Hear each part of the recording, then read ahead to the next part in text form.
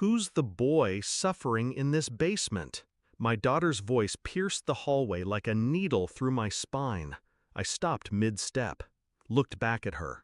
4 years old, innocent eyes wide, locked on the floor beneath her feet. My brother's hallway was quiet, too quiet. I'd visited dozens of times. Nothing had ever felt off before. Until now. "What boy?" I asked, crouching down to her level. She pointed again. "He's sad. He's chained." Then she smiled and walked off toward the kitchen as if she hadn't just fractured reality in half. I stared at the hardwood panels. Perfect, clean, but something felt hollow beneath them. I tapped the floor with my knuckles. It sounded like a lie. When I asked Michael about it, his laugh felt wrong, delayed, tense. "Come on," he said, "it's just a kid's imagination." Maybe. But her words echoed, and the house suddenly felt curated, sterile, the kind of clean that hides something. I noticed the padlock on the guest room door. He called it a wine room, but who locks up wine with a steel bolt? I watched my daughter play in the yard while I pretended to scroll my phone, and my mind circled something darker. Michael had always been a little too private, always had a reason not to let people in certain rooms, always said the basement was under renovation, yet I'd never seen a single tool. I watched him that night, the way he moved around the house like someone guarding secrets, the way he flinched when my daughter repeated the question at dinner. He joked again, but this time he didn't look at me, he looked down. I didn't confront. I investigated. The next day, while Michael took my daughter to the park, I stayed behind, pretending to nap. The moment they were gone, I moved. The guest room door wasn't hard to pick. I learned from watching crime documentaries, of all things. Pathetic irony. Inside, nothing but a rug and a faint draft of cold air. I pulled the rug aside. A trapdoor. Unpainted, worn, hidden beneath layers of silence. I opened it. The smell hit me first. Wet stone, rust, sweat.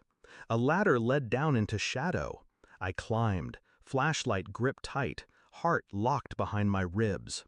The cellar wasn't empty. Chains hung from the wall. A mattress, damp and torn, lay in the corner. And curled on top of it, a boy. Thin, dirty, covered in old bruises and newer ones layered over them like secrets. He didn't flinch when I stepped forward. He just looked up and said my name. Not ma'am, not lady, my full name, like he knew me. I got him out, silently, carefully. I didn't call the police, not yet. I drove him to a motel outside town and gave him food, a blanket, space. He was 13. And he said he was my nephew, Michael's son. Not adopted, not from another woman, mine. I remembered the miscarriage, the one I never fully understood. 8 years ago, Michael had been the one driving me to the hospital.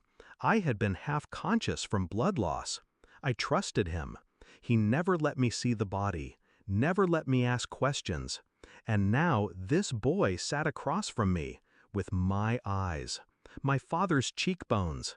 A scar on his arm I knew I hadn't given, but he remembered getting, from Michael. I didn't cry. I couldn't.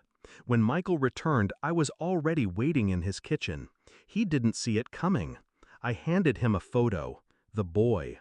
Cleaned up. Alive. Free. Michael turned pale. He started. I know. Silence. He looked for anger in my face. There wasn't any, just calculation. I've already contacted child services. I have medical reports, photos. He told me everything. He stepped back. I stepped forward. He remembers the cage, Michael. He remembers the injections. He remembers you calling him a mistake. A twitch. His lips parted like he wanted to scream, but he didn't. He understood. He was done. "I won't ruin you," I said coldly. That would be too easy. I slid my phone across the table. A video was already playing. Michael's voice, screaming, threatening, recorded, saved, backed up in 6 different places. I leaned in. "You'll disappear, quietly, or I'll let the world see what you are." He didn't beg, but his eyes did. Michael's house is empty now. He left the country. No notice, no explanation, just vanished. My daughter sleeps soundly in her room. The boy, my son, shares the room next door. They bonded in days, as if they'd always known. Maybe they had. Sometimes I watch them play. Sometimes I think about what I missed, what was taken. Then I remember what I took back. I never told him I was his mother. Not yet. Some truths need to grow slowly, like flowers through concrete. I visit the trapdoor once more before we move. I stare into that dark. And then I close it forever. Locked, sealed, buried, just like him.